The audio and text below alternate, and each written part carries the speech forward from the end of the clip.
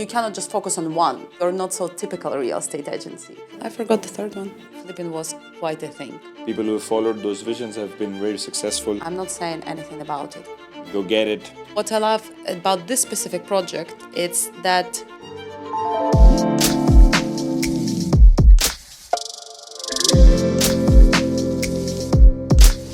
Hello everyone, welcome to another episode with Aamil Tabani. Today we have a very special guest, Sofiia, who is a co-founder for Baytify Properties.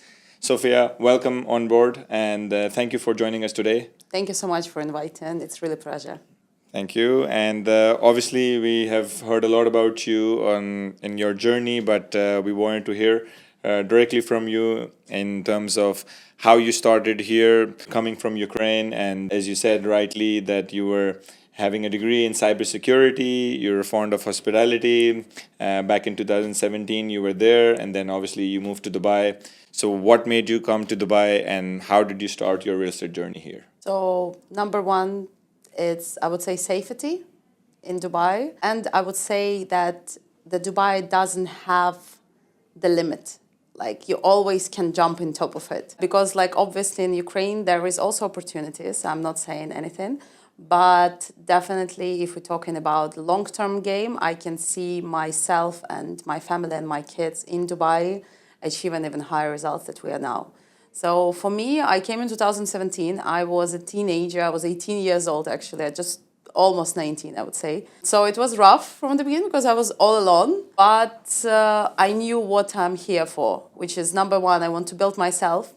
Second, I want to create a family, which I did, and I succeed, I believe. I have amazing two girls, so 4 and 2 years old, yeah. And my third, I wanted to be different, which is Dubai's perfect opportunity to do that. I opened the real estate, and actually our main slogan, you're not so typical real estate agency. So because we're doing things differently, even with the brokers, because the brokers for me, they're my partner in business. They do not work for me, they work with me. So this is kind of like what driven me like until today, that I do believe that I'm making it different way, and generically the things that I do, they're different. And I hope, you know, people like it. That's why I do have lots of people who actually go with me long game. Mm-hmm. That's amazing. So you started basically working for a development company first in the first few years, and I think you founded Baytify 3 years ago. Yeah. What has been your model in terms of business? Like, a lot of companies do only off-plan, a lot of companies do secondary market. What is the main structure of your business So we do have actually 3 departments, which is we do have leasing department, the brokers that they handle in the rent, and they're experts in what they're doing. I trust them, even with, when I was looking for renting an office myself, actually, my brokers was helping me with that. As well, we do have off-plan specialists, which is, I'm not stopping them of doing their own resales, obviously. It's their choice, and again, as I mentioned, it's their business. We are partners in here. And we have secondary market specialists. We don't have much of them. I would say only 3. Actually, I include even myself because I do consider as a secondary market specialist in some specific areas. I genuinely love secondary market, but also there is lots of opportunities in off-plan. So I would say, like, you cannot not do one of them, or you cannot just focus on one. For real estate, if actually, because especially when you're providing services to your client, like always what I'm telling to my brokers, that you need to try secondary market, because once you will come to off-plan, at least you will know to whom you will sell it in the future.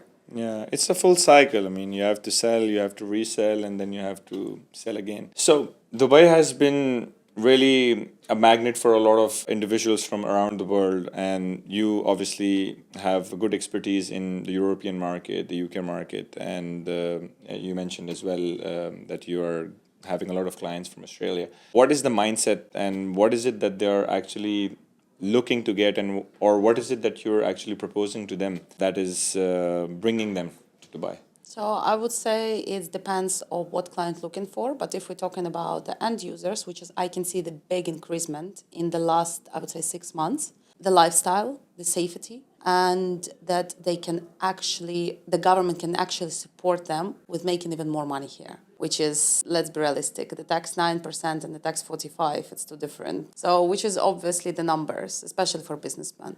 If we're talking about people who is investment and they're not that into the business, which is I have lots of UK clients of mine, they're working on their jobs back in UK, but they do want to make better profit, which is, UK is a good market. I'm not saying anything about it. And it's a very old market. But the numbers talks itself. Like in Dubai, you can get much higher ROI, you can get much higher rental yield. The mortgage, if in case we mortgage in the property, the mortgage is much more flexible in terms of the percentage and everything. So that's why I would say the numbers and obviously the transparency and the regulations. Because unfortunately, some of the countries, they're not regulating the developers. So there is maybe escrow in place, but it's not as strict as Dubai. And this is what they like. And actually, I always, the first thing I'm talking with my clients is about that I will be offering them the project only with the escrow account open. Of course, that's basic knowledge of the which a lot of people don't follow, I know, but obviously that's mandatory to have. So you've seen a lot of projects being developed in the past that you've sold, delivered as well. What is it that you think that is different about the Ks'Din by Prescott that you find very unique? So I believe that generally the clients now, they're not going after just the apartment by itself. They're going behind lifestyle. They're going behind smart homes. So, which is, I believe, Prescott is quite impressive with that. And obviously, they go and be after sustainability because, we genuinely start taking care of our planet more and more in the last couple of years. Especially Europeans, they do love that Dubai kind of picking up on this. And what I love about this specific project, it's that you have 3 certificates, which is, I know only 2 other projects that has it in place, which is one of them is LEED for sustainability, WELL for wellness, and the wired score for AI technology. Yeah. So on the market, we have another 2 projects, I believe. Yeah, 2 of them. And the price point per square feet, we're talking about 6,000 dirham plus. Yeah, 6,000 and 7,000. 6, yeah. So even more than that. So obviously, this is something compatible. And for you, if you want to succeed on the market, I believe you need to stand out with something. And this is your kind of the signature. Because generally, this type of certification, it's not all project at all has it, but you're kind of the third on the market with the prices that you're offering. It's bargain deal, I would say. Yeah, no, absolutely. I think it's just the vision that we're trying to follow that our ruler has set here.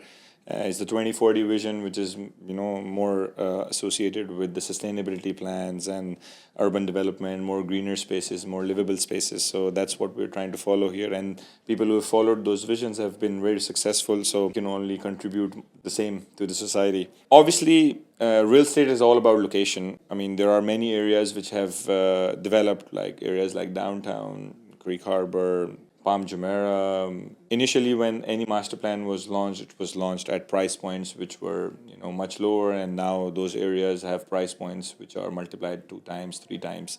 What do you think of Meydan Horizon as an area? First of all, amazing location. I do genuinely love the location. I love the lifestyle that you get with this location because people who will be buying there, I would say they would want to stay there more than they would want to rent it out, I would say from the investment perspective, which is, I would say it's amazing opportunity for the people to enter this market on really good price point per square feet. Because as you mentioned, if we having a look at the areas as downtown or Creek, the price ticket started per square feet, we're talking about 1,000, maybe slightly more. And let's check the prices now. Some prime location, I don't want even to say the amount, but let's say average, what we're now talking, 3.5, some of them reaching 4, 5, even 1,000 dirham per square feet. So I believe Meydan has similar future because the location is amazing. It's literally 10 minutes to downtown. Is perfect in terms of the highways on the sides, which is, it's very easy with moving. And I do believe in one thing, which is I heard, I believe in one of the interviews or podcasts myself, which is Dubai is going to be 30-minute city. Yeah. And having the highway next to you, it's making it basically anywhere you want to go in Dubai will make you 30 minutes to go there. So this is number one. And obviously the project itself, it stands out, as we already discussed before, about genuinely everything that you put in there inside the project. Because like people don't buy the boxes anymore. They want something behind. They want the belief. They want to know that the developer actually care about something that they stands for. Yeah, Maidan Horizon, I mean, the whole master plan actually is set out in such a way that you are doing livable spaces. So the layouts are going to be very good, and I think with Prescott, they're always very good with the layouts. That's the main catch with Prescott. You've been selling real estate since quite a while, and the perspectives of buyers were different back in 2018, then after COVID, during COVID, and then now. So what do you think has changed over the last 2-3 years? So I believe number one, people realize that flipping is not working in Dubai anymore, which is, I'm really quite pleased with it, because people start playing in long-term game. So the vision is the key. And I would say the trust is the key as well. The transparency to set the goals, and the values and follow it. I believe it can make you lots of money. And obviously, it can make you quite good, happy life in Dubai, as long as you know where you're going. Because obviously, back in times, you know it better than me, I would say, with your experience, that flipping was quite a thing. Yeah. You buy in 3 months, 6 months, you're going already, you're making some profit. No, it's not anymore the case, but you can gain much more with long-term game. I believe I saw how project just was changing the perspective of the game for the area. I don't want, to highlight any of them, but let's say I remember how we was buying in 2019 the townhouse for 1 million dirham. I sold it 2 months ago for 2.5 million dirham, and we rented for another 3 years for 100 per year. So let's say like this, I already did my math. You can do yours. Yeah. When the market is such, I mean, you flip, but every time you flip, you're buying something at the higher prices anyway. So the winner is always the one who's holding. Because when you flip for 20, 30, 40, 50% of the profit, you're buying something at a new price, you're paying registration fees again, and then you're flipping again. But if you just hold on to that property for a few years, eventually your returns are much higher for holding than for flipping. But obviously, people are used to taking the profit and spending it. So obviously, you work a lot with international buyers, and you work with a lot of people who don't come to Dubai, and they still buy the property. What is it that makes them trust you? I believe that I'm looking for long-term relationships, and the people can understand it. Because let's be realistic, that the people with money, they can read you. Genuinely, if you're looking at the person, you do understand, does this person look at you as a bag of money, or it looks at you as a human being, first of all?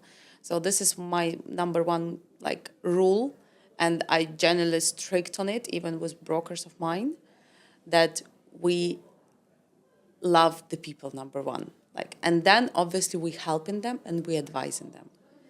And to do that, we need to understand their values and their goals, because without it, we won't be available to advise them right. Which is sometimes the clients that come into us, they don't even know it themselves, or they look into something, but we're realizing that it's wrong place for his needs. So yeah, there is lots of uncomfortable conversation, but because they're honest, and I'm honest from my perspective, we come into some good, good deals, good games, and then they are happy with the service. And I would say over the last couple of years, I did build quite good trust with the clients, and I'm really appreciated and grateful that they coming back to me. They messaging me, they come in saying oh, my brother want to buy, please recommend him something. I would say this is what all brokers need to look at. Real estate, it's not a short race. It's actually a marathon where you need kind of to keep consistency going. Yeah, that's a very nice word, saying that it's a marathon.